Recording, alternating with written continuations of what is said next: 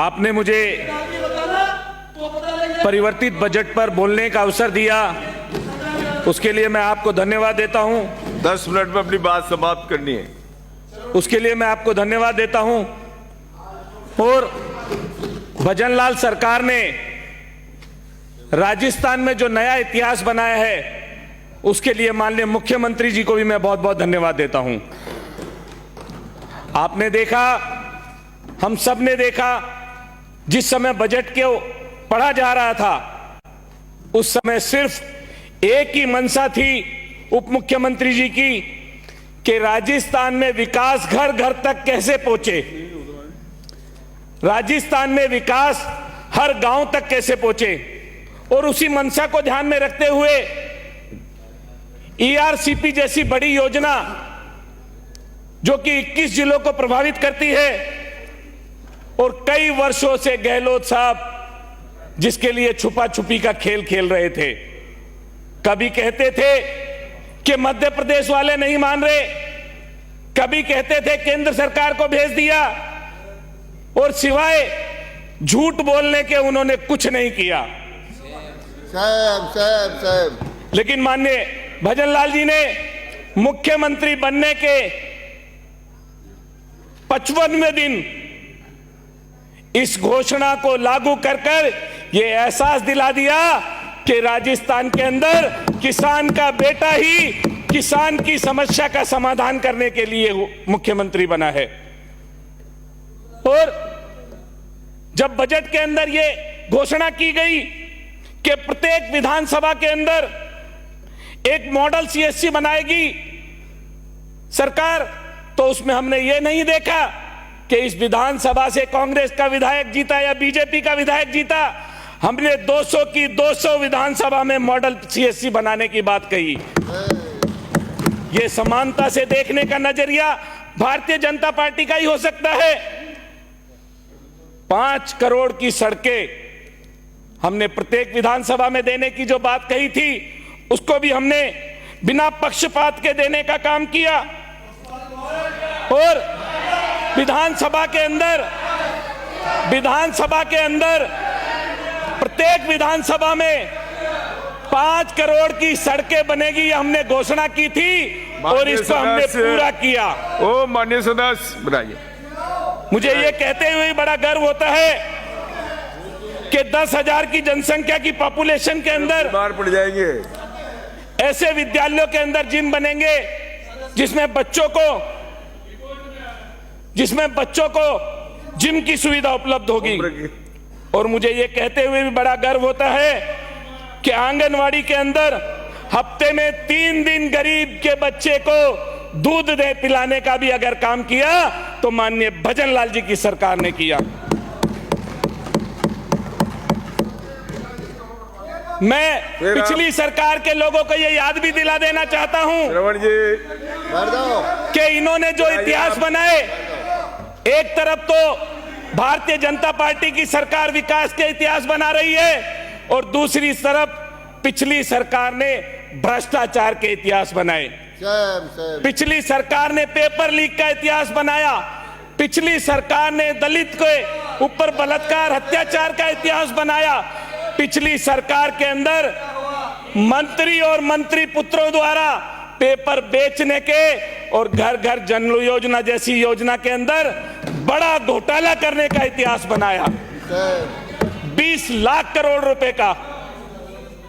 और मैं आपको ये कहते हुए, मुझे ये कहते हुए कोई संकोच नहीं होता कि जिस बिजली पर बार बार चर्चा हो रही है, इस बिजली के अंदर भी अभी की जो डिमांड है, अभी की जो मांग है 19,000 मेगावाट, और कांग्रेस के समय में कांग्रेस ने हमें जो दी थी वो 13,000 मेगावाट, और इनके बैकलॉग में जो ये दिखा रहे हैं 23,000 मेगावाट बिजली दिखा रहे हैं। जबकि कोटा, अंता, छबड़ा, सूरतगढ़, धौलपुर, झालावाड़, इनके कई सारी यूनिट तो ये कोयले की कमी के कारण चला ही नहीं पाए थे।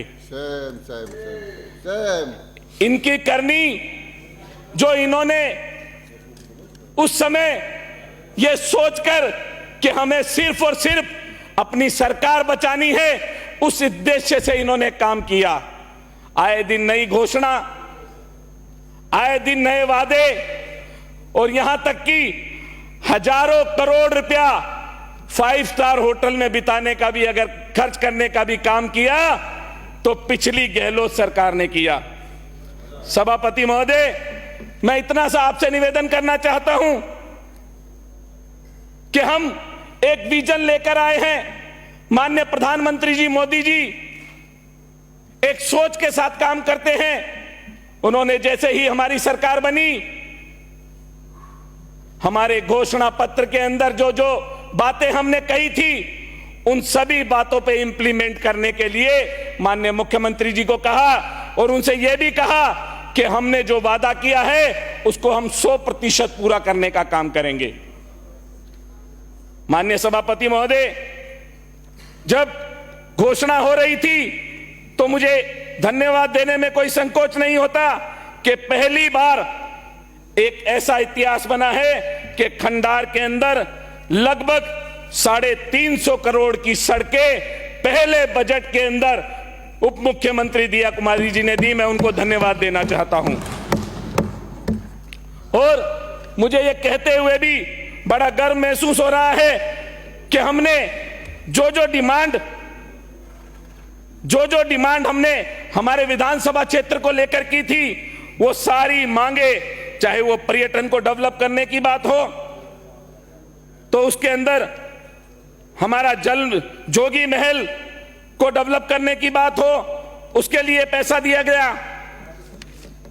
और रोजगार को लेकर तो माननीय मुख्यमंत्री जी ने एक बहुत बड़ी घोषणा हम सबके ध्यान में है की है।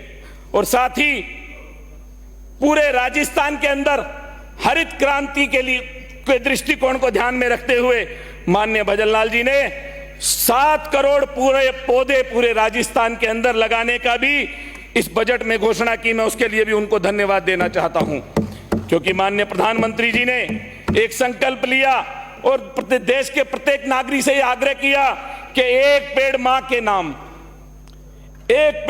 के नाम हम सोचकर अपने अपने घर में स्वयं लगाने का काम करेंगे तो पूरे राजस्थान के अंदर एक हरित क्रांति के नाम पर पूरा राजस्थान हरा हो जाएगा। मैं माननीय सभापति महोदय आपसे निवेदन करना चाहता हूं कि 10 लाख रोजगार देने की भी बात हमारे घोषणा पत्र में माननीय मुख्यमंत्री जी ने बजट में की। और साथ ही मैं आपसे यह भी निवेदन करना चाहता हूं कि हमने आयुष्मान योजना के माध्यम से प्रत्येक व्यक्ति को जिनको कोई बीमारी हो 25 लाख कहा करते थे, ये मैं पूछना चाहता हूं कि 25 लाख के राजस्थान के अंदर कितने मरीजों का इलाज आपने करने का काम किया।